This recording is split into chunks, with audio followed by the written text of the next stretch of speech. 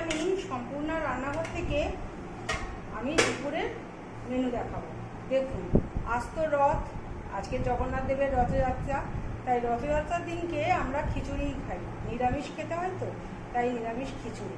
আজকে আমি খিচুড়ির সঙ্গে করব কুমড়ো আর আলু, এরকম সরু সরু পাতলা পাতলা করে সরু কচি, গোল গোল পাতলা পাতলা করে কেটে নিয়েছি, আর কুমড়ো পাতলা পাতলা করে কেটে নিয়েছি। এইগুলো আজকে আমি পকোড়া ভাজবো, আর ভাজবো পাঁপড় ভাজা। তাহলে বন্ধুরা দেখুন, আমি পকোড়া ভাজার জন্য কি কি নিয়েছি। বেসন, এই যে বেসন নিয়েছি, বেসনটা দিয়ে দেবো, এটা আমি গুলে নেব বেসনটা। আর এটা নিয়েছি চালের গুঁড়ি, এটা দিলে খুব মচমচে হয় আর খেতেও খুব ভালো হয়। আর দেব স্বাদ মতো লবণ,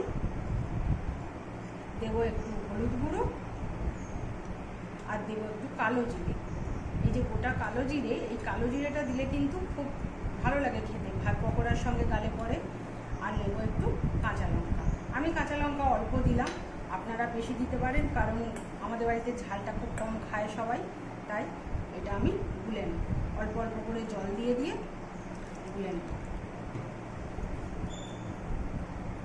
গরম হয়ে গেছে, এবার আমি এই আলু নিলাম, আলু নিয়ে আমি এই বেসনের মধ্যে দিয়ে এইভাবে উল্টে পাল্টে নিয়ে, এটা হাত দিয়েই ভালো হয়, চামচে খুব একটা ভালো হবে না। এই দিয়ে দিলাম তেলে, গ্যাসটা আমি একটু কমিয়ে দিলাম। এইভাবে আমি দেবো প্রত্যেকটা।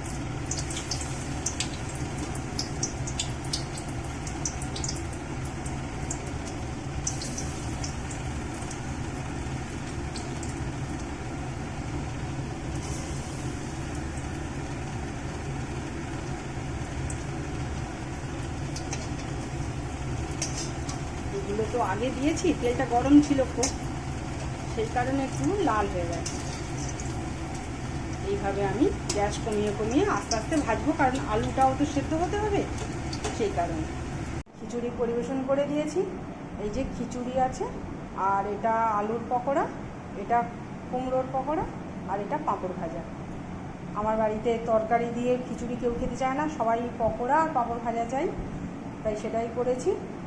বন্ধুরা, শুভ রথযাত্রা, জগন্নাথ দেব সবাইকে ভালো রাখুন, সবাইকে সুস্থ রাখুন, এই কামনাই করি। শুভ দুপুর, সবাই ভালো থাকবেন, সুস্থ থাকবেন, নমস্কার।